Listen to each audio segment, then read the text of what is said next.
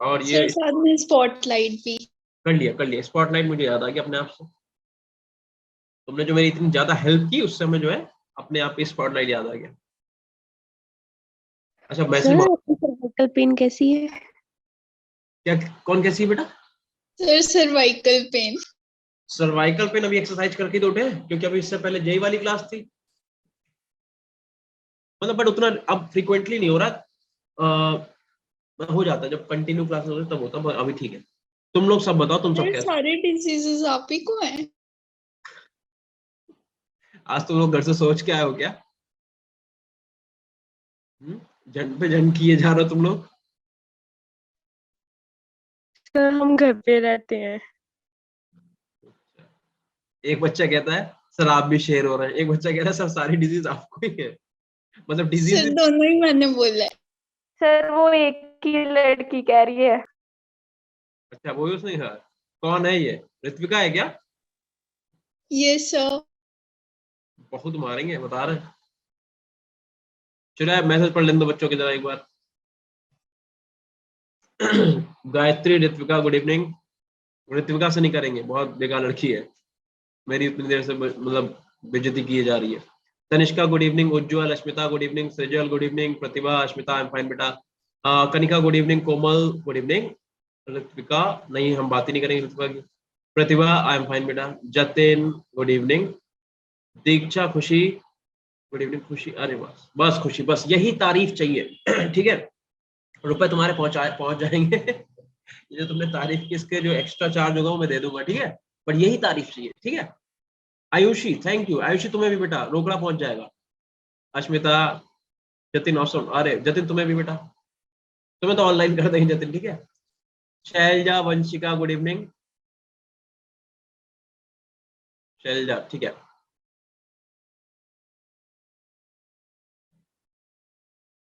योगिता क्या कह रही है? क्या योगिता, ये क्या लिख के भेजा, बेरहम लग रहे हो मतलब, व्हाट इज दिस?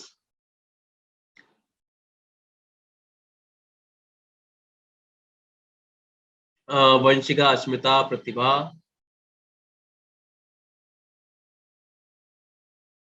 च्युइंगम चबाने से आपकी जॉ लाइन अच्छी होती है, पहली चीज। दूसरी चीज ये जो चिन वाला फैट होता है ये नहीं होता, ठीक है, तो च्युइंगम चबाना चबाना अच्छी बात है।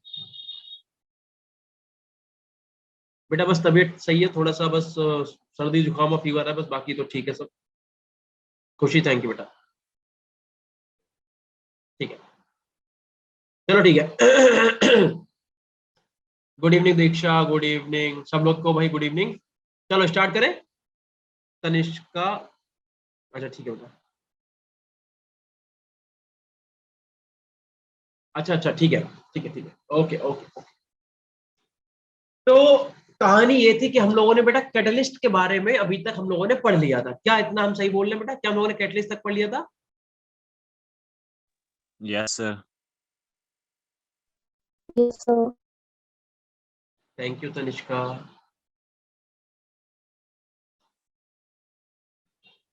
I know Tanishka, I know Ritvika, Ashmita हाँ, ठीक है। अब कोई चैट नहीं करेगा। बस चैट वाला सेशन कंप्लीट है। हम तुम लोगों का सबका पढ़ते इसलिए हैं ताकि किसी बच्चे को ये ना लगे कि सर मेरा नहीं पढ़ रहे हैं, ठीक है। और दूसरी बात ये है कि मतलब किसी को ये नहीं लगती कि किसी बच्चे को हम ज्यादा ध्यान दे रहे हैं, किसी बच्चे को कम ध्यान दे रहे हैं, ऐसा नहीं है, तुम सब मेरे लिए बराबर ही हो, ठीक है। और दूसरी चैट ये कि यार ठीक है क्लास स्टार्ट हुई है, पढ़ते अपन है ही वैसे ही, तो एक थोड़ा सा कन्वर्सेशन हो जाना चाहिए। तो अगर किसी को टाइम वेस्टिंग लग रहा है उसके लिए बोलना, बाकी तो सब ठीक है। अच्छा दूसरी बात, अब चैट नहीं करोगे, अब हम पढ़ा रहे हैं, किसी को कहीं पे कोई डाउट होगा तो माइक खोल के बोलोगे। दूसरी बात, पढ़ाते हुए अगर हम पूछेंगे कि ऐसा, तो तुम्हें बोलना पड़ेगा, चैट मत करना, क्योंकि बेटा चैट में स्टार्टिंग में तो ठीक है, बट बाद में हर चीज बात चैट में करने में क्या होता है, टाइम बहुत ज्यादा, ठीक है। ठीक है। Yes sir. हाँ, अब मेरी बात सुनो यार, हम लोगों ने कैटलिस्ट के बारे में पढ़ लिया था और मैंने आपको कैटलिस्ट को डिटेल में समझा दिया था कि क्या है, ठीक है तनिष्का, ओके। हमने बोला था कैटलिस्ट करता क्या है कि जो भी आप रिएक्शन कराते हो उसकी जो एक्टिवेशन एनर्जी का ग्राफ होता है उसे क्या करता है, एक्टिवेशन एनर्जी को कम करता है। हाँ ना बोलो बेटा, क्या इतना क्लियर है? Yes sir. फिर हमने देखा था सर। कि एक्चुअल में कैटलिस्ट क्या करता है, अपनी सरफेस प्रोवाइड कराता है, ठीक है। दो रिएक्टेंट को क्या करेगा, जो भी रिएक्टेंट है उन्हें अपनी सरफेस प्रोवाइड कराएगा, कहेगा भैया आके बैठो सरफेस पे, जो भी रिएक्शन करनी कर लो। और it is an exothermic reaction, right और wrong? Yes, sir. Exothermic reaction के लिए डेल्टा एच कैसा होता है? Yes, sir. Negative. Delta G भी कैसा होगा बेटा? नेगेटिव। हाँ ना बोलो। Negative. Yes, sir. और यहाँ पे प्रोसेस कौन सा होता है? एड्सॉर्प्शन की एब्जॉर्प्शन? Adsorption. एड्सॉर्प्शन। तो हम लोगों ने ये सब बातें पढ़ ली थी। कैटलिस्ट का पूरा हमने तुम्हें ग्राफ के थ्रू पूरा समझा दिया था कैसे क्या कैटलिस्ट का वर्किंग है। अच्छा, एट द सेम टाइम अब हम लोग बात करेंगे लिविंग कैटलिस्ट की। लिविंग कैटलिस्ट जो जिंदा है, जैसे दूध का दही, दिमाग का दही, है ना, कहते नहीं है दिमाग का दही मत करो। मुझे बताओ, तुम तो सब बायो वाले हो, दूध को जब हम Yes, दही sir. में कन्वर्ट करते हैं तो लैक्टोबैसिलस बैक्टीरिया यूज करते हैं कि नहीं? Yes, sir. Yes, sir. Yes, actual में जो लैक्टोबैसिलस बैक्टीरिया होता है वो करता क्या? वो आपका कैटलिस्ट ही है। बट अब उसे हम लोग, क्योंकि वो लिविंग कैटलिस्ट है, तो हम उसे क्या करेंगे? कैटलिस्ट ना बोल के हम लोग क्या बोलेंगे? एंजाइम बोलेंगे। तुम लोगों ने बायो में भी पढ़ भी रखा होगा कहीं ना कहीं, बताया मुझे। बोलो, इतनी बात क्लियर है? Yes, sir. yes, sir. Yes, ठीक है। sir. तो अगर कोई नॉन लिविंग अपना कैटलिस्ट है तो वो कैटलिस्ट है, और अगर वही catalyst as a living organism है तो उसे हम कैटलिस्ट ना बोल के क्या बोलेंगे? एंजाइम बोलेंगे। ठीक है। तो ये क्या करेगा? जितनी भी आपकी ऑर्गेनिक रिएक्शंस है, या फिर कहते हो जो भी ऐसी रिएक्शन है जो एक्चुअल में मतलब खाने पीने वाली चीजों में, या फिर जो समझ लो लिविंग का मतलब जानते हो क्या है, उसमें हो रही है हमारी बॉडी के अंदर जितनी भी रिएक्शन, उनमें जो भी कैटलिस्ट यूज कर रहे हैं, तो भाई यही है। अब जैसे एक बात बताओ, जैसे लोग आई डोंट नो, बट जहां तक हमने सुना है कि जिनके बाल झड़ते हैं वो लोग क्या करते हैं, लाइक बीटाडीन करके कैप्सूल खाते हैं। तो बीटाडीन एक्चुअल में क्या एक दवाई है, वो कैटलिस्ट के रूप में बॉडी में जा रही है, और उसे तो हम खा सकते हैं ना। तो और जाके कर क्या रहा, उसे मतलब कन्वर्ट कर रहा होगा यार। नहीं, बीटाडीन तो नॉन लिविंग हो गया ना। सॉरी सॉरी सॉरी सॉरी यार, हमें देखो बायो का इतना ही आता है जितना हमने बोल दिया, बस इससे ऊपर बायो में आती नहीं है। तुम लोग बायो वाले, तुम्हें ज्यादा आती होगी। तो मेरा कहने का मतलब है जितने भी लिविंग आपके कैटलिस्ट है उन्हें हम कैटलिस्ट ना बोल के एंजाइम बोलेंगे, इतना काफी है, शायद हम बोलेंगे नहीं तो फंस जाएंगे। ठीक है। दूसरी बात कह रहा है, ये अपने पढ़ लो क्या होते हैं कैटलिस्ट। कह रहा है enzymes are complex with nitrogenous organic molecule. Nitrogenous का मतलब इनके नाइट्रोजन कंटेनिंग मॉलिक्यूल्स होंगे। ठीक है। कह रहा बाय लिविंग ऑर्गेनिज्म, और ऐसे किसमें होंगे? जो लिविंग ऑर्गेनिज्म है उसमें होंगे, सच एज प्लांट्स में होंगे, एनिमल में होंगे। हम लोग बेटा क्या है? प्लांट है, एनिमल? Animals. Animal. हम लोग जानवर है? Social animal. Yes, sir, social animals. बताओ। इसीलिए हमने बायो नहीं पढ़ी, क्योंकि हमें ये समझ में नहीं आया हम लोग एनिमल कैसे हो सकते हैं। फिर हमने मैथ ले ली, फिर हमें ये समझ में आ गया। चलो खैर, ठीक है। तो प्लांट्स में और एनिमल्स में जो भी लिविंग ऑर्गेनिज्म होंगे, नाइट्रोजीनियस ऑर्गेनिक मॉलिक्यूल, उन्हें हम लोग क्या बोलेंगे? एंजाइम बोलेंगे। कह रहा they are actually higher molecular mass protein. ठीक है। ये एक्चुअल में क्या होता है? देखो लिखा हुआ है, ये क्या होता है? हायर मॉलिक्यूलर मास प्रोटीन होते हैं एक्चुअल में। ठीक है। कह रहा है molecules that from a colloidal solution in water also known as biochemical catalyst। ठीक है। और कह रहा है कि कुछ ऐसे कोलाइडल सॉल्यूशन जिसमें नहीं, molecules that form a colloidal solution, हाँ ऐसे मॉलिक्यूल जो कोलाइडल सॉल्यूशन को बनाते हैं इन वाटर, वाटर के अंदर, उन्हें हम लोग बायोकेमिकल कैटलिस्ट बोलेंगे। तो बेसिकली जो काम कैटलिस्ट का था वही काम एंजाइम का है। बट वहां पे हमने बात करी थी फॉर नॉन लिविंग रिएक्शन, मतलब जो भी नॉन लिविंग ऑर्गेनिज्म होंगे उनके लिए, और ये वाला हो जाएगा फॉर लिविंग। बोलो बात क्लियर है कि नहीं? Yes, sir. इसमें तुम्हें करना क्या है? इसमें बस कुछ रिएक्शंस हैं जो आपको याद करनी है, दैट्स इट, बात खत्म। जैसे कि भैया ये क्या है? ये अपना क्या है बताओगे? C6H12O6 का मतलब ग्लूकोज है कि नहीं? Yes, sir. Yes, sir.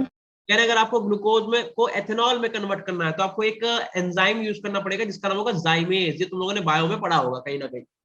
Yes, sir. Yes, तो sir. जाइमेज एक्चुअल में क्या है? जाइमेज एक्चुअल में एक लिविंग कैटलिस्ट है, या फिर कहते हैं लिविंग एंजाइम बोले तो ज्यादा अच्छा है कि नहीं है? Yes, sir. हाई मॉलिक्यूलर मास Yes, sir. प्रोटीन है ये।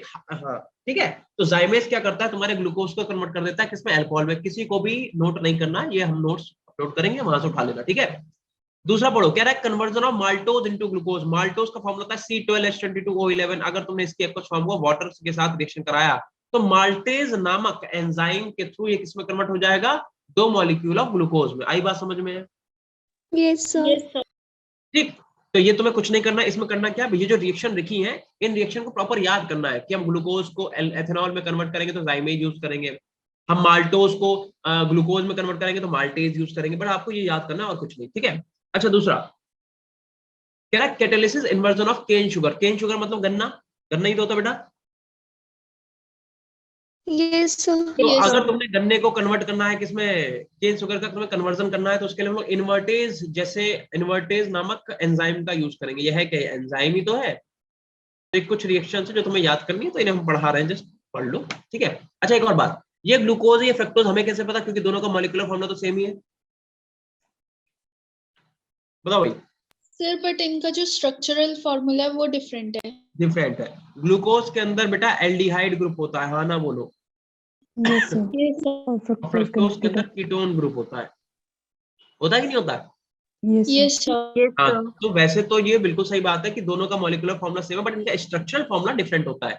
ग्लूकोज के अंदर एल्डिहाइड मॉलिक्यूल लगा होता है और इसके अंदर कीटोन मॉलिक्यूल लगा होता है। ठीक है, तो ये आप रिएक्शन कर लेना कि केन शुगर का इन्वर्जन कैसे करेंगे। इन्वर्जन करोगे इन्वर्टेज नामक एंजाइम से। ठीक है, आगे चलो।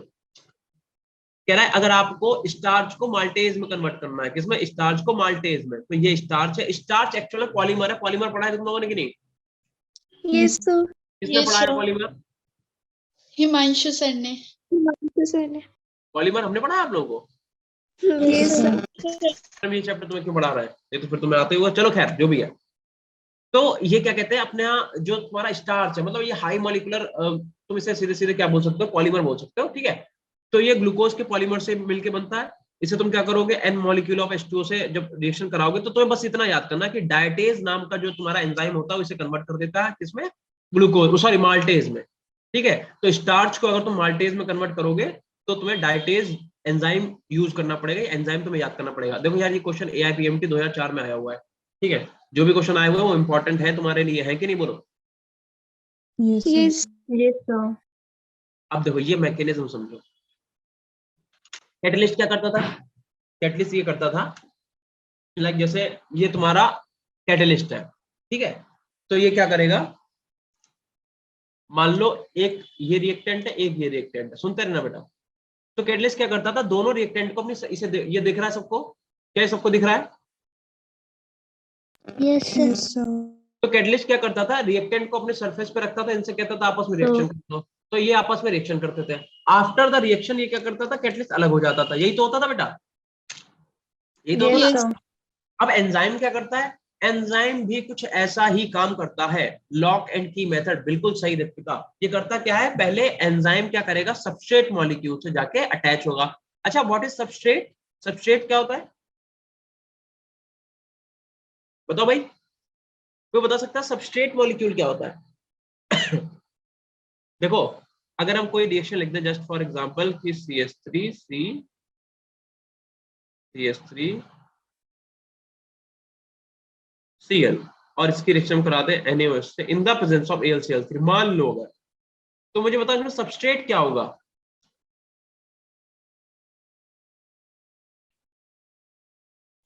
अरे इतनी पढ़ाई लिखाई करी है, कहाँ गई सब?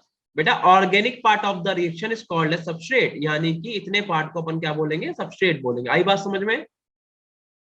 वैसे देखा जाए तो पूरा ही सबस्ट्रेट है, बट हाँ Cl को तुम अलग से दिखा सकते हो कि लिविंग ग्रुप है। ठीक है, तो रिएक्शन का जो ऑर्गेनिक पार्ट होता है उसे हम लोग क्या बोलते हैं? सबस्ट्रेट बोलते हैं। क्योंकि तुम्हें पता है एंजाइम यूज का होगा, एंजाइम तो ऑर्गेनिक रिएक्शन में यूज होगा कि नहीं होगा? बताओ। Yes sir. तो वही कह रहा है कि सबसे पहले क्या होगा? एंजाइम जो सबस्ट्रेट मॉलिक्यूल से जाके ऐसे चिपकेगा।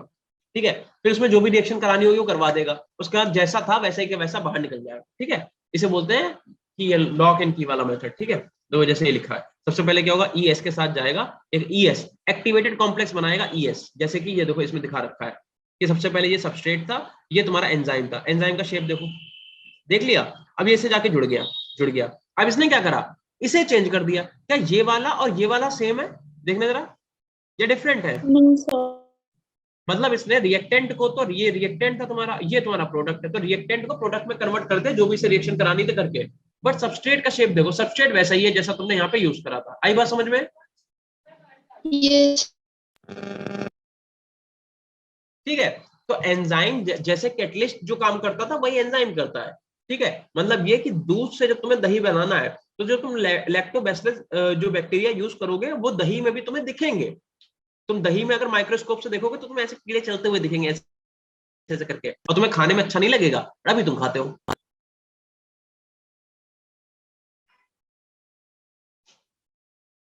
बताओ, बात समझ में आ गई? Yes sir. यस तो ध्यान सर। रखना, इसमें भी सेम वही प्रोसेस होगा। पहले क्या करेंगे? आपस में आके ऐसे जुड़ जाएंगे। जुड़ने के बाद क्या करेंगे? जो भी रिएक्टेंट में चेंज होना होगा वो होगा, प्रोडक्ट में बदलेगा, और जैसा आपने एंजाइम लिया था वो उसी फॉर्म में बाहर निकल जाएगा। ठीक, चलो अब आगे पढ़ो।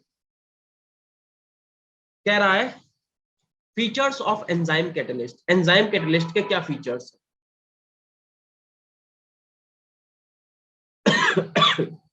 एंजाइम कैटलिस्ट के फीचर्स देखो। कह रहा है एक तो ये हाईली स्पेसिफिक इन नेचर होते हैं, हाईली एफिशिएंट होते हैं, हाईली मतलब थ्योरी वाला पार्ट है, पढ़ लेना अपने आप। अच्छा देखो को एंजाइम क्या होते हैं।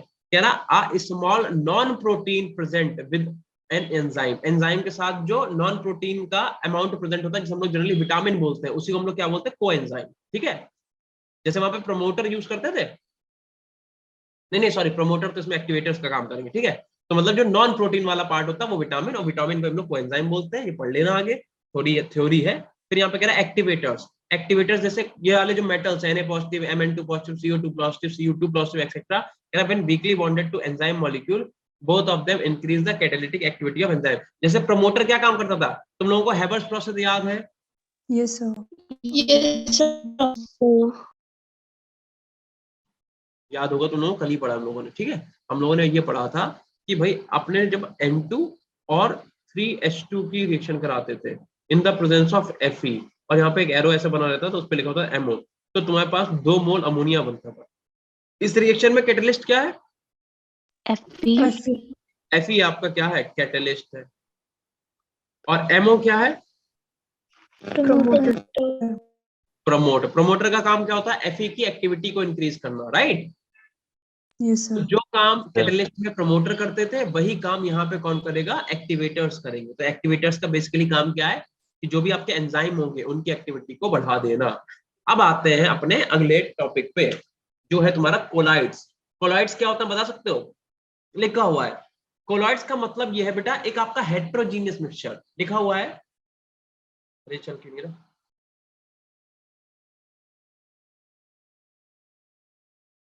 हाँ, क्या कह रहा है? कह रहा a colloid is a heterogeneous system in which one substance is dispersed, यानी कि dispersed phase as very small particles in another substance called, अरे जैसे solute और solvent होता था, याद आया? Yes, sir. solute को हम लोग बोलते थे जो लेस अमाउंट में छोटे छोटे जो पार्टिकल होते हैं, solute। solvent का मतलब जो ज्यादा अमाउंट में है, बोलो हाँ ना? Yes, sir. Yes, जैसे अगर sir. हम कहते हैं कि भैया H2O और तुम इसमें मिला रहे हो शुगर, तो क्या होता था कि भाई शुगर तुम्हारा हो जाता था सॉल्यूट और वाटर तुम्हारा हो जाता था सॉल्वेंट। ठीक है, तो वैसे यहाँ पे भी कोलाइडल सॉल्यूशन में भी क्या होगा? सेम ऐसे ही। तो जो छोटे वाले पार्टिकल होंगे उन्हें हम लोग क्या बोलते हैं? कह रहा है उन्हें बोलेंगे डिस्पर्स्ड फेज। और जो जो ज्यादा अमाउंट में जिसमें डिसॉल्व कर रहा है उसे बोलते हैं डिस्पर्जन मीडियम। ठीक है, लिखा है Yes. Colloidal particle size ranges from 1 and 1000 nanometre. मतलब इनका साइज 1 से लेके 1000 नैनोमीटर तक हो सकता है, यानी कि इनका साइज यहाँ से यहाँ तक ही रहेगा। 10⁻⁻6 मीटर से लेके 10⁻⁹ मीटर तक, इससे ऊपर इनका साइज होगा। ठीक है, अगला पॉइंट पढ़ो, नोट करके क्या लिखा है। कह रहा है colloidal particles does not settling down under the force of gravity as the surface area of colloidal particle is very large sorry. तो इनका कोलाइडल पार्टिकल का सरफेस एरिया बड़ा होता है, तो कहने का मतलब उन पे ग्रेविटी जो है, ग्रेविटी ज्यादा लगती नहीं। तो जैसे मान लो अगर तुमने बनाया ना, तो ये पार्टिकल जैसे तुम चीनी मिला दो, चीनी आके गिर जाएगी नीचे ऐसे करके। ठीक है, लेकिन जब तुम ये देखोगे हेट्रोजेनियस मिक्सचर, तो वो पार्टिकल ऐसे घूमते रहेंगे। ठीक है, इनमें कोलिजन होता रहता है।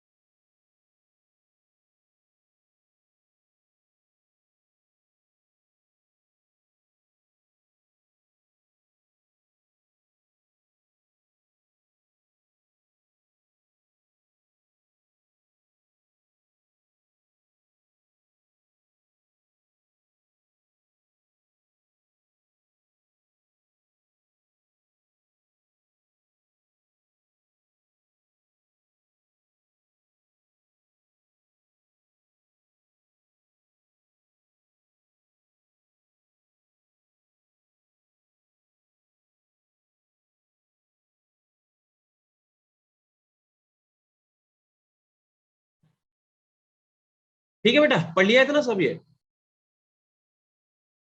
Yes, sir. Yes, sir.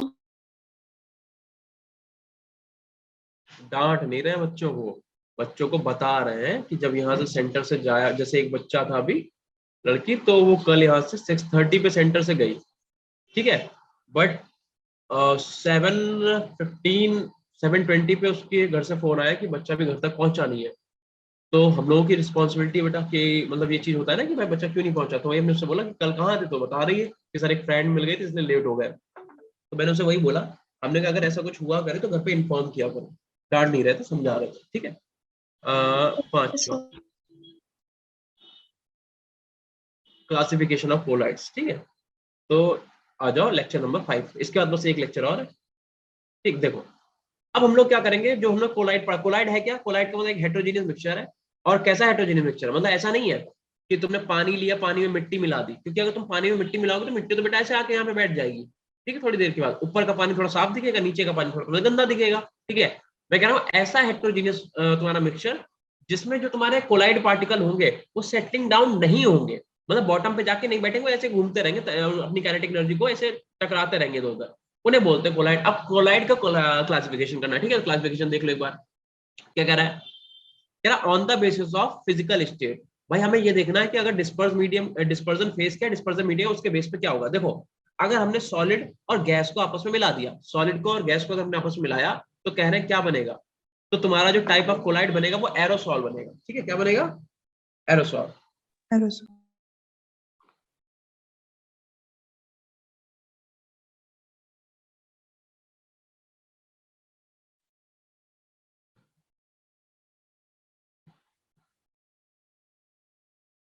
एक सौ रुक लो बेटा।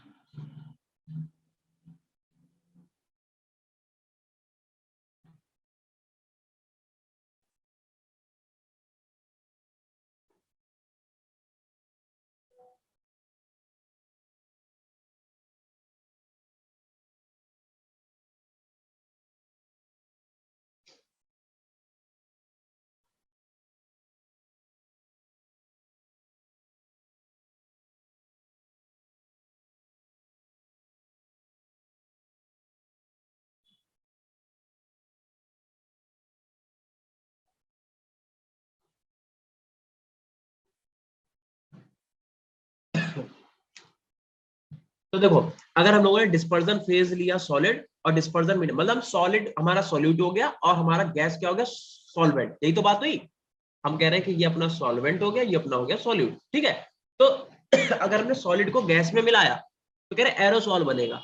एरोसॉल क्या कह रहे हैं, एग्जाम्पल के तौर पे कह रहे जेमस्टोन और तुम्हारे पास कलर्ड ग्लासेस, ठीक है। यार तुम लोगों ने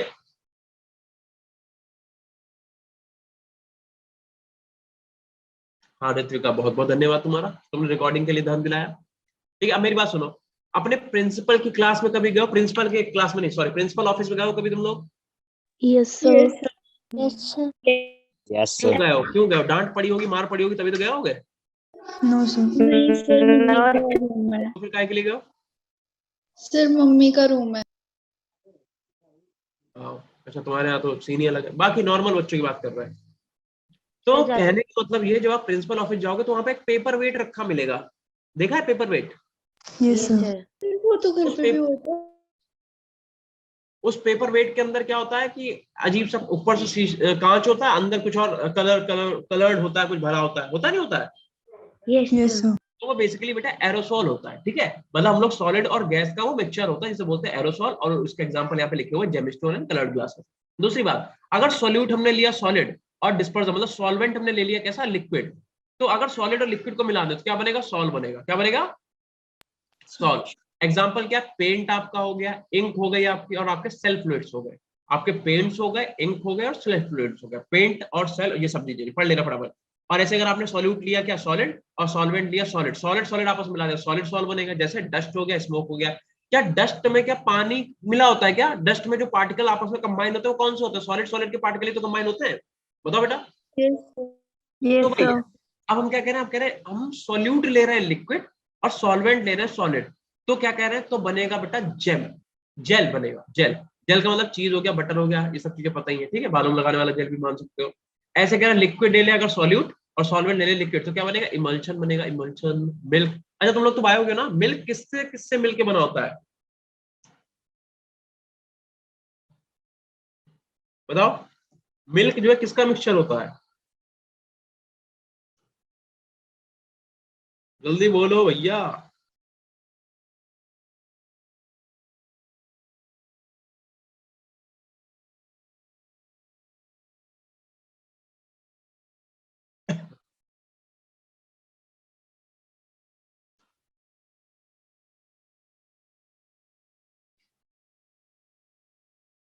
देखो ये मेरे बायो का टॉपिक है, बट इसमें लिखा हुआ है कि मिल्क जो है वो एक तो तुम्हारा लैक्टोज और दूसरा तुम्हारा ये, किसी बच्चे ने आंसर भी दिया है, नहीं पता सर। बिल्कुल सही बात है ऋतिका। ठीक है, तो मिल्क इन दोनों कंपाउंड्स का जनरली क्या होता है, मिक्सचर होता है। ठीक है, इसमें वाटर भी होता है, ध्यान रखना। ठीक है, तो अगर आप लिक्विड और लिक्विड को आपस में मिलाओगे तो क्या मिल जाएगा, इमल्शन बन जाएगा। एग्जांपल आपका हो गया मिल्क। ठीक, लैक्टोज है, सही है। ऐसे कह रहा है अगर हम सॉलिड ले ले लिक्विड, सॉलिड नहीं सॉल्यूट ले ले लिक्विड, और सॉल्वेंट ले ले गैस, तो क्या बनेगा, एरोसॉल बनेगा अगेन। ठीक है, देखो ऊपर भी एरोसॉल बना था, ये भी एरोसॉल बनेगा, बट इसके एग्जांपल अलग होंगे। इसके एग्जांपल क्या, फॉग और क्लाउड। तो ये पूरी थ्योरी पढ़ लेना यार, बार बार क्या वही चीज। ठीक, आगे चलो, जहां पे समझाने वाली बात है वो समझा देंगे। क्या कह रहा है, एक तो वाला पढ़ लिया, दूसरा देखो। कह रहा है depending on the nature of dispersion medium the colloids can be termed as hydrosols और एक्वासोल्स। ठीक है, जैसे फॉर वाटर, वाटर के लिए हाइड्रोसोल्स हो जाएगा। ठीक है, और एक्वासोल्स भी बोल सकते हो। और बेंजीन के लिए क्या बोलेंगे, बेंजोसोल्स। ठीक, ऐसे अल्कोहल के लिए क्या बोलोगे, एरोसोल्स बोलोगे। तो एरोसोल्स एक्चुअल में क्या होता है, अल्कोहल्स। ठीक, ध्यान रखना। दूसरा देखो इसमें, दूसरा देखो क्या कह रहा है। कह रहा on the basis of nature of interaction between dispersed phase and dispersion medium. Disperse phase और डिस्पर्सन मीडियम के बीच में जो इंटरेक्शन होगा उसके बेसिस पे देखा जाए तो एक आपके लियोफिलिक कोलाइड्स होते हैं, एक आपके लियोफोबिक। अच्छा, लियोफिलिक का मतलब क्या होता है, लिखा हुआ है सामने, इतना करने को मतलब नहीं है। लियोफिलिक का मतलब होता है सॉल्वेंट लविंग, फिलिक का मतलब होता है लविंग। ठीक है, और लियोफोबिक, फोबिक मतलब क्या होता है, फोबिया मतलब डर, होता नहीं होता है, Yes, sir. Yes, sir. Height से डर, Yes, पानी sir. से डर। जैसे सर्दियां आ रही हैं तो लड़कों को हाइड्रोफोबिया हो जाएगा, पानी से डरेंगे, नहाने से बचेंगे। बताओ बचोगे कि नहीं। Sir, why only boys? Why not girls? मुझे ऐसा लगता है गर्ल्स थोड़ा हाइजीन में ज्यादा मानती हैं, तो मुझे लगता है सर्दी हो या गर्मी वो नहाएंगी। बट लड़कों का मुझे पता है, क्योंकि हम बॉयज हैं, बॉय हैं मतलब, तो मुझे पता है लड़के जो हैं वो 100% इस चीज को फॉलो करेंगे कि अभी जब भयंकर वाली कड़ाके वाली सर्दी पड़ेगी तो वो बीच में 2-2 3-3 दिन का गैप मारेंगे। भाई हैंड रेस कर दो जल्दी से, करोगे कि नहीं, ईमानदारी से बताना। सर जैसे एक ही तो लड़का है। तनिष्का तुम क्यों कर रही हो बेटा, अच्छा जती ना सर, आकाश कहाँ गया। चला गया वो। भाई लड़कियां भी हैं कुछ कुछ, नवीन ठाकुर, कुछ कुछ लड़कियां भी हैं जो हाथ खड़ा कर रही।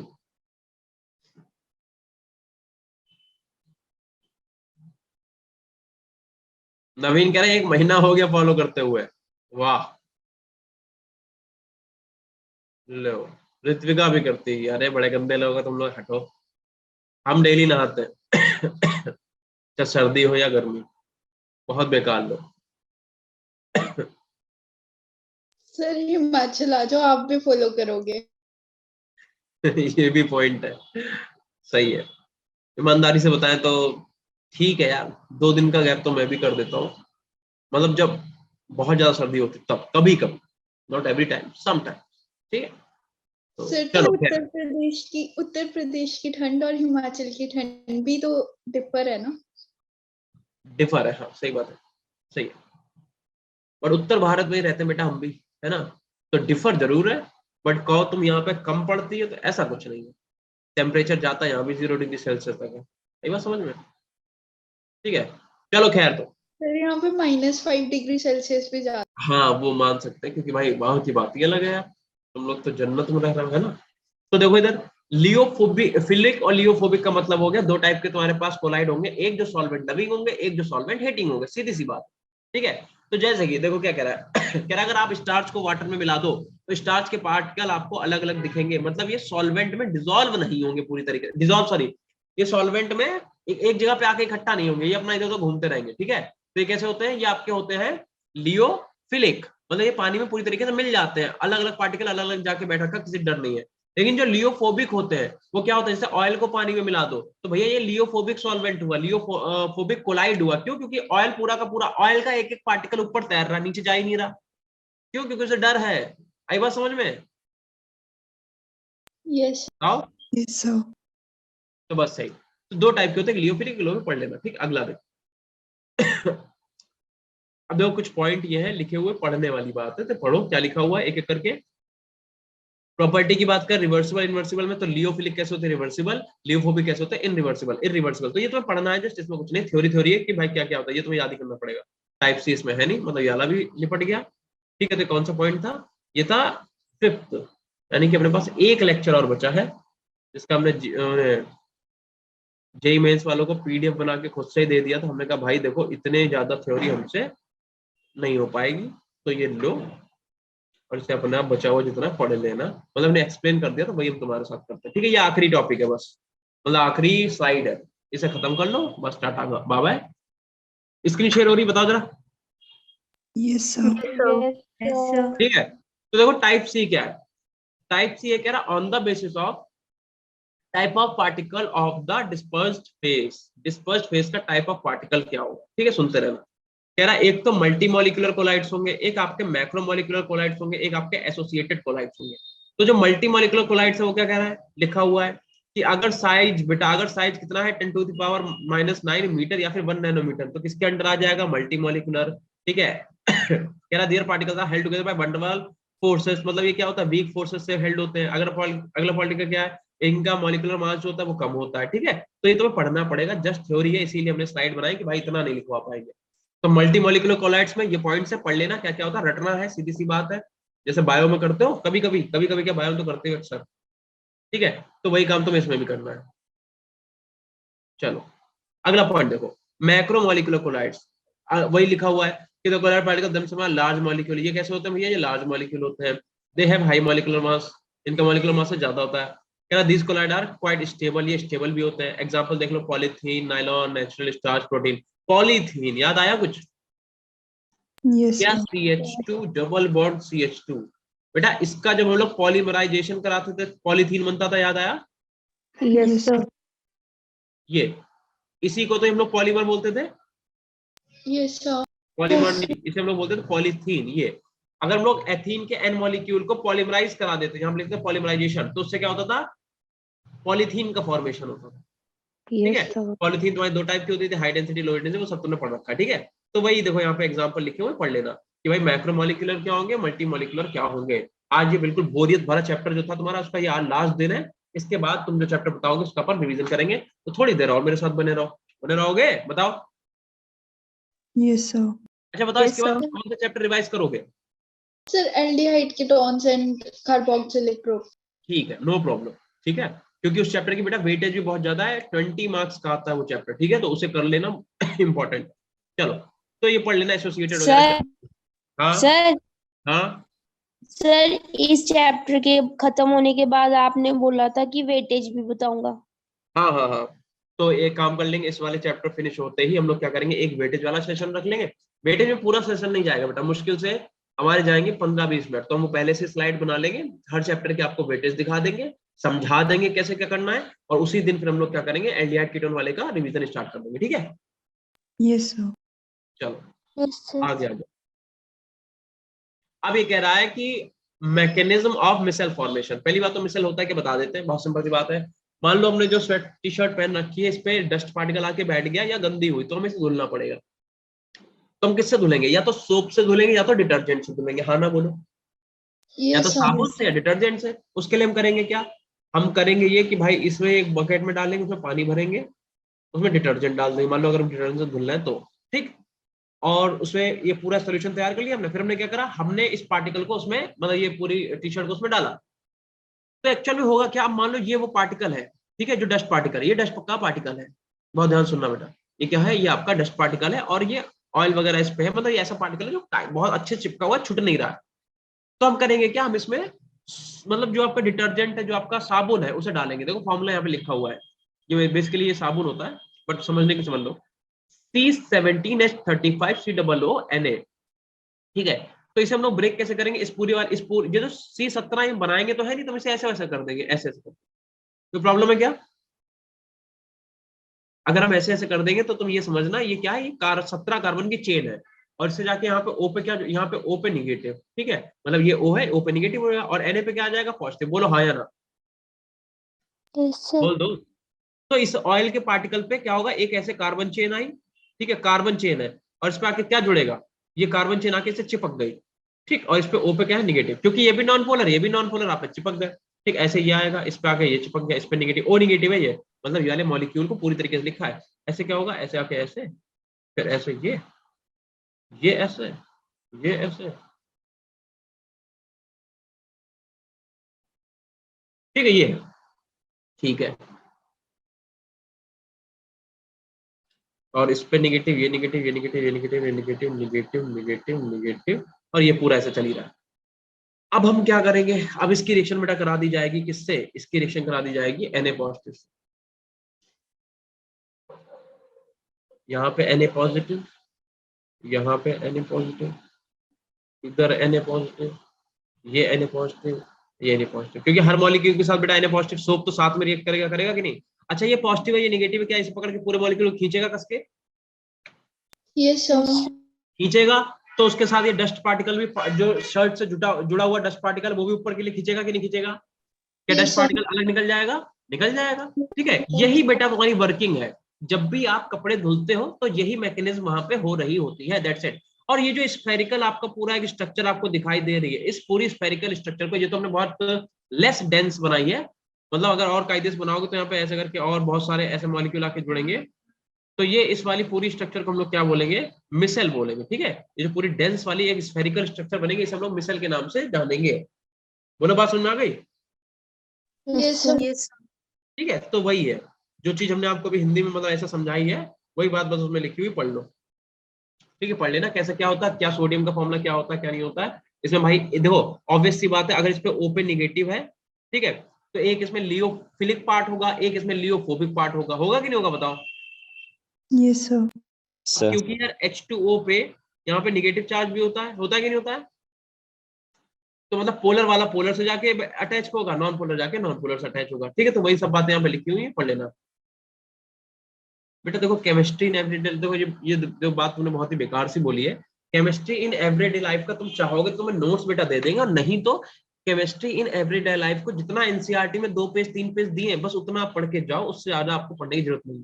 ठीक है, उस चैप्टर को कभी ना तो पढ़ाया जाता है आज तक, ना पढ़ाया गया। ठीक है, इसमें लाइन से थ्योरी लिखी हुई है, ड्रग्स है, उनका क्लासिफिकेशन है, और 2 4 चीजें और है, वो पढ़ लेना, बस पढ़ के चले जाना, उन्हें रटने की जरूरत नहीं, जस्ट एक दिमाग में डाल देना, अगर आ गया तो आ गया, नहीं तो आता नहीं है। फिर भी एक आध क्वेश्चन अगर आने की टेंडेंसी होगी तो उसी में से आएगा, उसमें से अलग से कुछ नहीं आएगा, तो उसे आपको अपने आप से पढ़ना है बेटा। अगर रह भी गया तब भी वो आप खुद से करोगे। ठीक है, ओके सर। हाँ, वो चैप्टर बेटा पढ़ाने वाला नहीं है, पढ़ाने टाइम बर्बाद करने को कर सकते हैं, उससे अच्छा ये रहेगा कि आपके जो ऐसे हाई वेटेज वाले चैप्टर आप उनका रिवीजन कर लो। यहाँ पर नवंबर का ही टाइम है, तो उसमें अगर तुम chemistry in every day life में 2 3 लेक्चर बर्बाद करवाना चाहते हो तो वो कर लो, और अदरवाइज वो अपने आप पढ़ लेना। हमने तो बता दिया एनसीईआरटी से ऊपर उसमें एक पॉइंट नहीं पूछा जाएगा। ठीक, तो पूछा क्या जाएगा, जो उसमें लिखा है उतना बस याद करके चले जाना, पूरा थ्योरेटिकल पार्ट। ठीक है, उससे अच्छा हम लोग क्या करेंगे, जो वेटेज वाला तुम्हारा चैप्टर जैसे एल्डिहाइड कीटोन वाला, उससे जल्दी से तैयार कर लेंगे। तो ये पूरा वही लिखा हुआ है कि इट मेनली कंसिस्ट 2 पार्ट। एक तुम्हारी लॉन्ग हाइड्रोकार्बन चेन होती है, ठीक है, नॉन पोलर टेल है। अगर नॉन पोलर है तो ये हाइड्रोफोबिक होगी, क्यों, क्योंकि नॉन पोलर का मतलब इस पे कोई चार्ज नहीं है, कार्बन चेन पे कोई चार्ज नहीं है। और भैया एक बात बताओ, अगर इस पे कोई चार्ज ही नहीं है कार्बन चेन पे, O इधर लेगा हुआ, इस पे O पे निगेटिव है, तो H2O की अगर बात करें तो इस पे 2 निगेटिव, इस पे 2 पॉजिटिव आएगा कि नहीं, बोलो। ये तो चार्ज है, मतलब ये पोलर है, तो ये नॉन पोलर पोलर थोड़ा ना जुड़ेगी, तो वही लिखा हुआ है ये जुड़ेगी जाके डस्ट पार्टिकल से।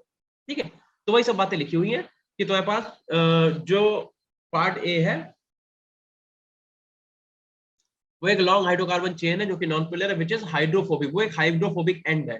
ठीक है, वाटर को रिपल करता है। और जो तुम्हारा CO निगेटिव वो क्या है, वो पोलर एंड है, जो कि क्या है, हाइड्रोफिलिक है, वाटर लविंग है।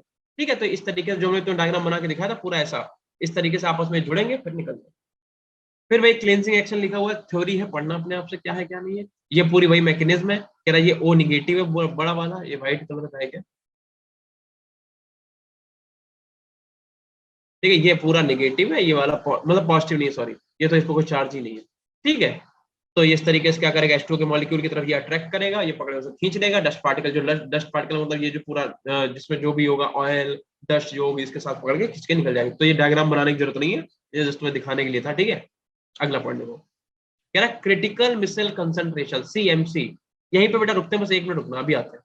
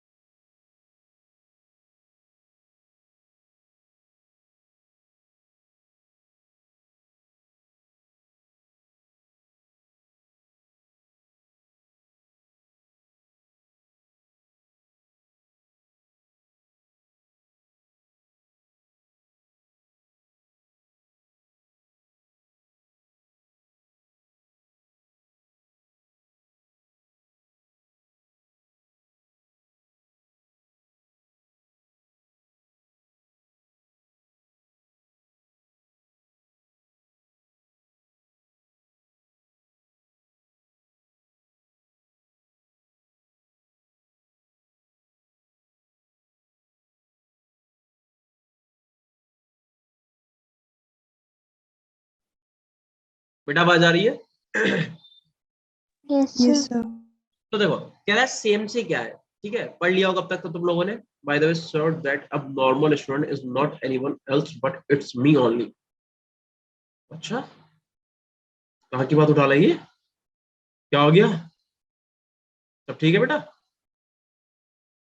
चलो खैर, कह रहा CMC क्या होगा, कह रहा it is the minimum concentration of the surfactant at which the formation of missile take place. भाई एक बात बताओ, मिसल जो बन रही है वो किसी ना किसी सरफेस पे ही तो फिनोमेना हो रहा होगा, और वो Yes, sir. सरफेस है कौन सी? क्या वो क्लोथ की सरफेस ही तो है जिसपे वो डस्ट का पार्टिकल लगा हुआ है? बताओ भाई. Yes, sir. ठीक है, मतलब ये है कि ये डस्ट का पार्टिकल था. अब इस पे हुआ क्या कि ऐसे करके यहाँ पे ऐसे इधर ऐसे ऐसे इधर ऊपर की तरफ है, ठीक है, ऐसे यहाँ पे ऐसे करके इधर, और भी बना लो बहुत सारे, ये और कहते ये और ये ऐसा है. ये negative negative negative negative negative, ये भी negative negative negative negative negative होगा. क्या इधर Na पॉजिटिव, इधर Na पॉजिटिव, ठीक है, इधर भी अपने पास Na पॉजिटिव, यहाँ भी Na पॉजिटिव, यहाँ भी Na पॉजिटिव, Na पॉजिटिव, इधर भी Na पॉजिटिव, Na पॉजिटिव. इसे खींचेगा तो भाई ये कहाँ मिसल का फॉर्मेशन कहाँ पे हो रहा है? तो भाई ये जो फॉर्मेशन हो रहा है वो किसी ना किसी सरफेस पे हो रहा है. तो कह रहा है it is the minimum concentration of surfactant at which the formation of micelle take place. मतलब जिस सरफेस पे ये फिनोमिना हो रहा है उसकी जो मिनिमम कंसंट्रेशन है उसी चीज को हम लोग CMC बोलते हैं. ठीक है, जैसे सोप के लिए CMC कितनी होनी चाहिए, 10 जैसे कि हम लोग समझाते हैं. यार देखो एक बात बताओ भाई, जो कपड़े का फैब्रिक होता है डिफरेंट डिफरेंट टाइप का होता है, इतना सब लोग मानते हो कि नहीं बताओ? Yes, sir. कपड़ा बहुत चिकना है तो अगर उसपे कोई डस्ट पार्टिकल चिपक गया तो उसे छुटाना बड़ा मुश्किल है. जैसे सूती का कपड़ा, सूती के कपड़े को आप झाड़ भी दोगे ना तब भी डस्ट पार्टिकल उससे आसानी से बाहर निकल जाएगा. तो वही कह रहा है कि जैसे CMC जो सोप के लिए होता है, सोप के लिए मतलब सोप का जो मिसल बनता है तो जिस सरफेस पे बनता है उसकी कंसंट्रेशन ये होती है. एक सेकंड रुक जाओ, कंसंट्रेशन की यूनिट गलत लिखी है. कंसंट्रेशन क्या होता है? मोल पर लीटर होता है कि नहीं? Yes, sir. तो इसका मतलब यहाँ पे मोल लीटर इनवर्स कर लो. ठीक है, यहाँ पे कर लो मोल लीटर इनवर्स या फिर मोल पर लीटर. ठीक, तो यही अपना CMC है. तो तुम्हें इसमें डायग्राम वगैरह बनाने की जरूरत नहीं, बस जितना बताया उतना आप याद कर लेंगे, दैट्स इट, बहुत है. आगे चलो. क्राफ्ट टेम्परेचर क्या है? कह रहा है it is the minimum temperature of a colloidal solution above which micelle formation take place. कह रहा है अबव व्हिच मतलब ये ऐसा टेम्परेचर है जिसके ऊपर, कह रहा है colloidal solution above which micelle formation take place, मतलब एक ऐसा टेम्परेचर जिसके ऊपर मिसल का फॉर्मेशन होता है, उस टेम्परेचर के आगे उसे हम लोग क्या बोलते हैं? क्राफ्ट टेम्परेचर बोलते हैं. ये भी डेफिनेशन थे, तुम्हें याद करनी थी, इसके वैसे तुम्हें नोट्स देते बट मैं चलो ठीक है यार समझा. अब आगे देखते. तो कह रहा है general method of colloidal preparation. भैया प्रिपरेशन क्या है कोलाइडल की? ठीक है, तो देखो क्या है, दो टाइप के, एक लियोफोबिक एक लियोफिलिक. तो लियोफिलिक लियोफोबिक, लियोफिलिक को अपने ज्यादा पढ़ना नहीं है, लियोफोबिक वाले देखो. लियोफोबिक के दो है, एक तो तुम्हारा कंडेंसेशन हो गया, एग्रीगेशन मेथड हो गया, दूसरा तुम्हारा डिस्पर्जन. इसमें तुम्हारा जो इलेक्ट्रो डिस्पर्जन है ये सबसे ज्यादा इंपॉर्टेंट है. तो इस पे देखो इंपॉर्टेंट लिख भी रखा है, तो ये चार्ट है, याद कर लेना, कोई दिक्कत वाली बात नहीं. आगे आ जाओ. कह रहा देखो है क्या, क्या तुम लोगों ने इलेक्ट्रोलिसिस करी है कभी जिंदगी में? Yes, sir. इलेक्ट्रोलिसिस करी है ना, एनोड कैथोड ये सब याद है? Yes, sir. Yes, sir. Yes, sir. तो सेम टाइप की इलेक्ट्रोलिसिस हमें यहाँ पे करानी है. इसका मतलब अपने पास दो इलेक्ट्रोड होंगे, एक एनोड होगा एक कैथोड होगा. बोलो हाँ या ना? Yes, sir. Yes, sir. Process can be used to make colloidal solution of metals such as gold, silver, platinum and the other precious metal जो थोड़े बढ़िया वाले महंगे वाले.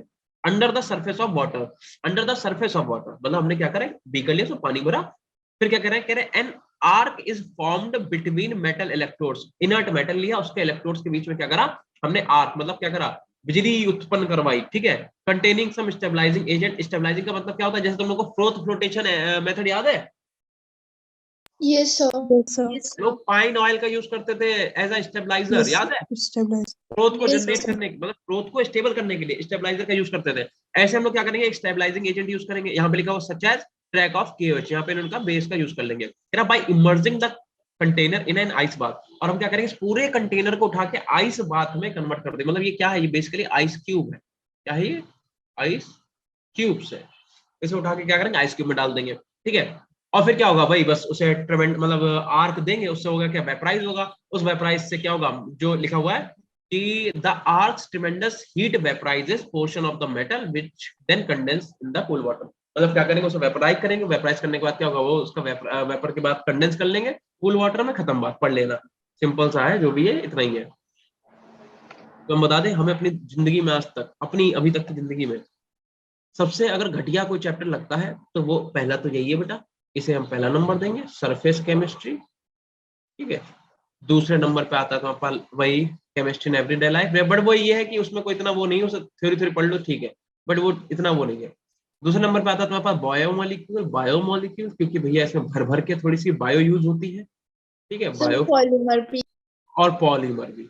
ये 3 चैप्टर हमें बिल्कुल नहीं पसंद, और एज अ केमिस्ट्री टीचर ये किसी को भी नहीं पसंद, क्योंकि इसमें केमिस्ट्री है ही नहीं, तो ये हमें नहीं पसंद, ठीक है।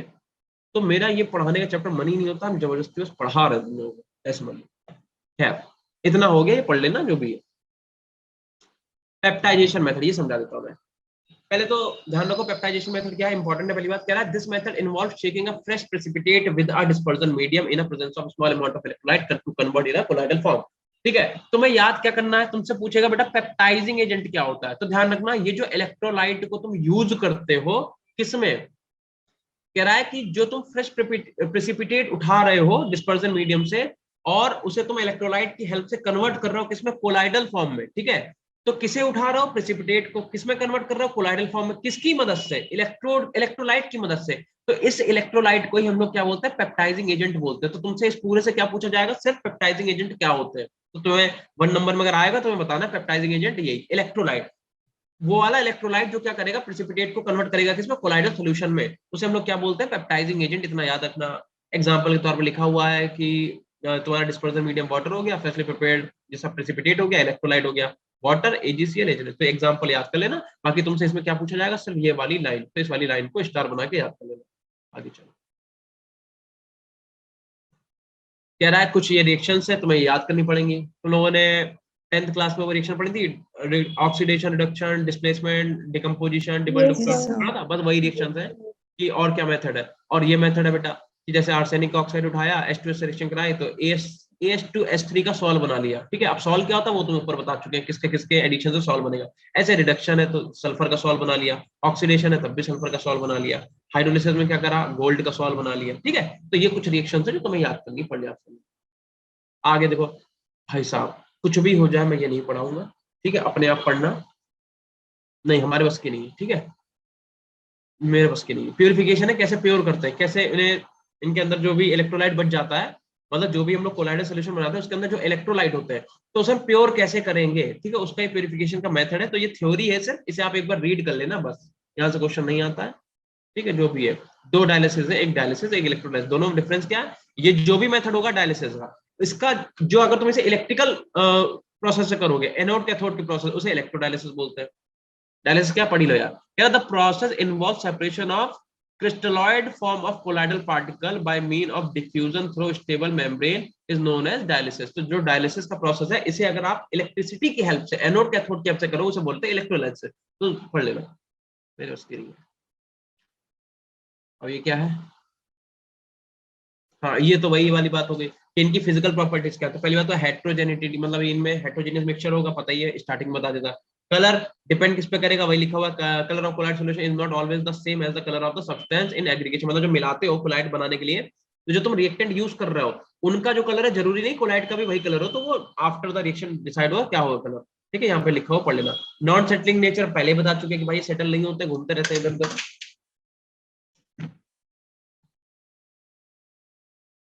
आज की क्लास में बहुत ज्यादा बोरिंग लगी हुई है, पता है, बट हम कुछ कर भी नहीं सकते, ये भी हमें पता है, ठीक है। अगली वाली क्लास में मजा भी दिला देंगे, ये भी हम बता रहे हैं, ठीक है। कॉलिगेटिव प्रॉपर्टी सॉल्यूशन तुम्हें किसने पढ़ाया था, सॉल्यूशन तुम्हें किसने पढ़ाया था, Sir, आपने. तो तुम्हें कॉलिगेटिव प्रॉपर्टीज आती होंगी क्या, तुम्हें कॉलिगेटिव प्रॉपर्टीज Yes, का sir. पता है। Yes, sir. क्या टाइप की Yes, sir. कॉलिगेटिव प्रॉपर्टीज होती थी, colligative properties are those properties which depend on the number of solute Number of particle, yes और no, solutes. Yes, sir. Yes, sir. ठीक है। Yes, ऐसी sir. प्रॉपर्टी जो solute particle के number पे depend करती है, उन्हें हम लोग कॉलिगेटिव प्रॉपर्टीज बोलते हैं। तुम्हें क्या करना है, बस उसी को पढ़ना है, तुम्हें ये हम पढ़ाएंगे भी नहीं, ठीक है। फिर आता है ब्राउनियन मोशन। अब ये ब्राउनियन मोशन क्या है भाई, देखो जो तुम्हारे कोलाइड के पार्टिकल होते हैं कंटेनर के अंदर, तो वो ऐसे बैठा थोड़े ना कि हाँ भाई बैठे हैं, क्या कर रहा हो, बैठे, ऐसा थोड़ा ना होता है। ये क्या करेगा, मोशन करता रहेगा, इधर जाएगा फिर इधर जाएगा। जैसे मान लो ये पार्टिकल इधर गया, फिर इधर गया, फिर इधर आया, फिर इधर निकल गया, फिर इधर गया, फिर ऐसे आया। तो ये ट्रेवल तो स्ट्रेट लाइन में कर रहा है, बट स्ट्रेट लाइन में ट्रेवल करने के बाद क्या कर रहा है ये, अगली कसम खाओ। अरे भाई तुम्हें लगता है तुम्हें बोर होने देंगे, बस आज आज की बात है।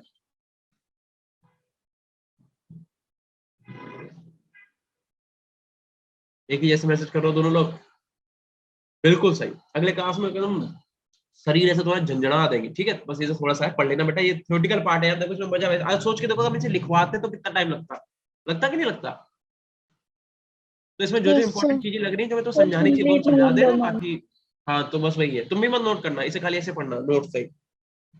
तो हाँ, तो ये पार्टिकल ट्रेवल तो स्ट्रेट लाइन में कर रहे हैं, बट एक पॉइंट तक पे जाके कर रहा है, अपनी डायरेक्शन बदल ले रहे हैं। जैसे मान लो क्यों डायरेक्शन बदलेंगे, सोच के देखो, ये पार्टिकल है यहाँ जाके टकराया, अब डायरेक्शन बदलेगा कि नहीं, यहाँ जाके टकराया डायरेक्शन बदलेगा कि नहीं, यहाँ जाके टकराया फिर डायरेक्शन बदली, इधर आया फिर इधर चला गया फिर इधर आया, ऐसे करके एक मोशन इनका स्ट्रेट लाइन में ही है, बट जाके क्या करते हैं अपने डायरेक्शन को चेंज करते हैं।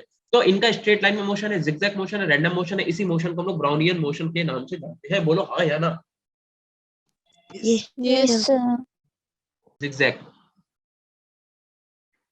यार एक बात बताओ, अच्छा सही ईमानदारी से बताओ, इतने लेक्चर तुम्हारे साथ मेरे हुए हैं, आज तक हमने किसी एक लेक्चर में भी तुम्हें बोर होने दिया, सरफेस केमिस्ट्री को छोड़ के? No sir. No sir. एक दिन तो एडजस्ट कर ही सकते हो यार, है ना। एक Yes, दिन की बात है, sir. एक दिन तो एडजस्ट कर ही Yes, सकते हो। एक sir. दिन मेरे साथ बैठ नहीं सकते हो तुम थोड़ी देर, हम भी तो बोर हो रहे हैं, हमें कौन सा बड़ा मजा आ रहा है। Yes sir. ठीक है, तो वही है बस। देखो हमने आज तक तुम्हें कभी बोर नहीं होने दिया, हमने तुम्हें ऐसे पढ़ा है कि तुम्हें एकदम मस्त नई चीज सिखा दी हो, है ना, बढ़िया सा तुम्हें मजा दिला दिया हो। अब एक आध चैप्टर यार आ ही जाता है, ऐसा क्या करें, है ना। टिंडल इफेक्ट तुम्हें पता ही है, टिंडल इफेक्ट का मतलब क्या होता था तुम लोगों को याद है, 9th क्लास की बुक में पीछे पेड़ बने थे, उससे लाइट आती थी, सनलाइट ऐसे स्कैटर्ड हो जाती थी, Yes, sir. Scattering of Yes, light sir. Tyndall effect. तो इसमें भी वही होगा, इसमें अगर तुमने कोलाइडल सॉल्यूशन लिया, बीम ऑफ लाइट पास कराई, तो भैया ये लाइट स्कैटर हो जाएगी, और यहाँ पे भी तुम्हें टिंडल इफेक्ट देखने को मिलेगा। Scattering of beam of light is called Tyndall effect, सही है। नहीं ऋत्विका गलत। बायोमोलिक्यूल्स चैप्टर हम मानते हैं कि बायो का है, बट हमने तो उसमें बोर नहीं होना था, उसमें तुम्हें बहुत सारी चीजें पढ़ी थी। हम लोगों ने ग्लूकोज की एविडेंस देखी थी, फ्रक्टोज पढ़ा था, रिएक्शन पढ़ी थी, माल्टोज, मतलब कितने सारे डायग्राम बनाए थे, याद है तुम लोगों को। Alpha D Yes, sir. Galactose, Yes, हाँ sir. अल्फा डी ग्लूकोज, उन्हें आपस में कैसे कहाँ से जोड़ेंगे कहाँ से घटाएंगे, वो चैप्टर बायो का था। हालांकि थोड़ा थोड़ा बायो का था, केमिस्ट्री भी थी अच्छी खासी उसमें, बट वो बोरिंग चैप्टर नहीं था, उसमें मजा आ रहा था, पता तो चल रहा था कि हमें ग्लूकोज में ये मॉलिक्यूल लगे क्यों लगे हैं, और अल्फा डी गैलेक्टोज को अल्फा कार्बन कहाँ पे ये वाला, तो उसमें मजा आ रहा था, इसमें मजा नहीं आ रहा है, बस ये बात है। तो इसमें वही है टिंडल इफेक्ट जो तुमने पढ़ा, वही टिंडल इफेक्ट तुम्हारे कोडाइल सॉल्यूशन में भी होगा, तो इसे पढ़ लेना क्या होता है क्या नहीं होता। इलेक्ट्रोफोरेसिस क्या होता है, इलेक्ट्रोफोरेसिस का मतलब एक बार बताओ, अगर हम एक पूरा एक ही इलेक्ट्रोड ले लें, ठीक है, और इस पे एक तरफ जनरेट कर दें एनोड इलेक्ट्रिसिटी की हेल्प से, एक तरफ कैथोड, तो ऐसा कर सकते हैं, बिल्कुल कर सकते हैं, बैटरी लगा तो हो जाएगा, ठीक है। अगर तुमने इसकी सरफेस पे कोलाइडल सॉल्यूशन रखे, तो कोलाइडल सॉल्यूशन में क्या होगा, जो पॉजिटिव वाले होंगे वो नेगेटिव की तरफ जाएंगे, नेगेटिव वाले क्या करेंगे, पॉजिटिव की तरफ आएंगे। आई बात समझ में। तो movement of colloidal particle is called as electrophoresis. बात खत्म। बोलो हाँ या ना। Yes, sir. Yes, sir.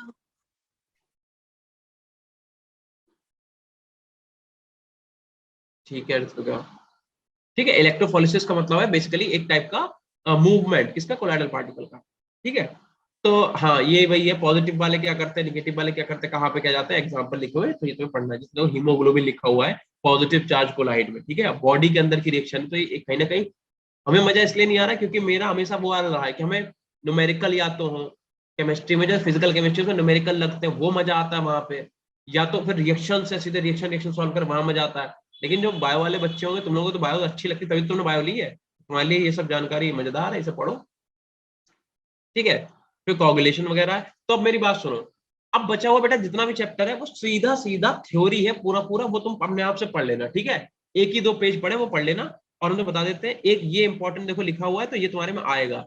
तुमसे क्या कहेगा, कॉलिगेटिंग वैल्यू तुम्हें दी होगी, कॉलिगेटिंग पावर तुमसे पूछेगा। मान लो तुमने देखा किसी की 10⁻⁶ है, किसी की 10⁻³ है, क्या बताओ किसकी कॉलिगेटिंग पावर, और तुम्हें एजी इधर AgCl दे देगा, इधर AgF दे देगा, क्या ये इनकी कॉलिगेटिंग पावर है, सॉरी ये इनकी कॉलिगेटिंग वैल्यू है, क्या बताओ किसकी कॉलिगेटिंग पावर ज्यादा होगी। तो तुम्हें ये वाला फॉर्मूला याद रखना पड़ेगा कि भैया colligative value is inversely proportional to the colligative power. NEET 2018 में क्वेश्चन पूछा गया, ठीक है। तो ये सब कुछ चीजें हैं जो ये जैसे इंपॉर्टेंट है, ये तुमसे पूछा जाएगा, ठीक है। बस यही है, ये दो क्वेश्चन आए हुए हैं, ठीक है। तो इतना पढ़ लेना, बाकी बात खत्म। इस चैप्टर को यहीं पे फिनिश करते हैं। इसके आगे 2-3 पेज हैं, 2 मुश्किल से पेज होंगे, उन्हें आप पढ़ लेना अच्छे से थ्योरी से, फिर भी ना समझ में आया तो बताना। अदरवाइज हमारा अब आगे का एम ये है कि कल वाला जो लेक्चर होगा हमारा, उस लेक्चर में अपन क्या करेंगे, उस लेक्चर में हम लोग बेटा एक तो जरा हम तुम्हें वेटेज बेटा समझा देंगे, उस हिसाब से तुम्हें प्लान दे देंगे, उस हिसाब से पढ़ाई करना, ठीक है। तो कोगुलेशन का ब्लड टेस्ट से भी होता है ना? हाँ यार मैंने भी सुना है ऐसा, बट हमें डिटेल और नहीं पता, जो चीज नहीं पता वो नहीं पता। ऑर्गेनिक में कुछ पूछ लो, इनऑर्गेनिक पूछ लो, फिजिकल बता देंगे, ये मुझे नहीं आता, लिटरली नहीं आता, ठीक है। फिर डायलिसिस तो बायो में भी होता है। हाँ बायो में हम क्या कहते हैं, मेरी बात सुनो, तो इसे आगे के 2 पेज जो बच्चे वो अपने आप पढ़ लेना। और दूसरी बात, नेक्स्ट चैप्टर जो भी होगा उसमें हम लोग पहले तो क्या करेंगे, वेटेज के साथ उसे एक बार देख के एक प्लान दे देंगे, उस हिसाब से पढ़ाई कर लेना। और दूसरी बात, एल्डिहाइड कीटोन वाले का रिवीजन कराएंगे, ठीक है। Yes, sir. Yes sir. ठीक है, तो अब आज क्या कह रहे हो, 55 पेजेस है, जो यही पेजेस है बेटा, देखो ना। एक ये प्रोटेक्टिव कोलाइड्स क्या होता है, कि कोलाइड को प्रोटेक्ट कैसे करेंगे, फालतू बातें हैं। फिर गोल्ड, अच्छा ये वाला जैसे पॉइंट है, तो इसमें तुम्हें ये सब कुछ नहीं पढ़ना, गोल्ड क्या होता है क्या नहीं होता, ये सब क्या भाड़ है, तुम्हें बस ये वाला फॉर्मूला याद रखना है कि protecting power is inversely proportional to the gold number, ठीक है। तुम्हें गोल्ड नंबर की वैल्यू दी होगी, प्रोटेक्टिंग पावर पूछेगा, बस ये वाला एक फॉर्मूला याद करना पड़ेगा। इसके नीचे कौन सा फॉर्मूला है, गोल्ड नंबर क्या होता है ये दे रखा है, फिर इमल्शन दे रखा है, क्या होता है इमल्शन, क्या क्लासिफिकेशन, और ये खत्म, लास्ट, ये लास्ट है तुम्हारा, इधर देख लो, ये दिख रहा है सबको, ये लास्ट, इसके नीचे कुछ नहीं है। तो तुम्हें इमल्शन और इमल्शन का वो पढ़ना है, और बस उसके ऊपर एक गोल्ड नंबर का ये वाला फॉर्मूला बस याद करना है, खत्म, इसके ऊपर कुछ भी नहीं, ठीक है। चलो ठीक है, टाटा बाय बाय। ये नोट्स सारे हम आज अपलोड कर देंगे, पढ़ लेना अच्छे से। तनिष्का बाय बाय बेटा, और उसके बाद बाय सर। कोई नहीं बेटा, sir bye bye. Good night sir. सब टाइम से Good night, दवाई good लेते रहना, जुकाम जल्दी जल्दी ठीक करो, हमें क्लास में मजे कराना, अरे बोर मत होने देना। सर सारी डिजीजेस उतार दे भगवान। Thank you so much. Bye bye ठीक है, bye bye bye bye everyone. Sir. आप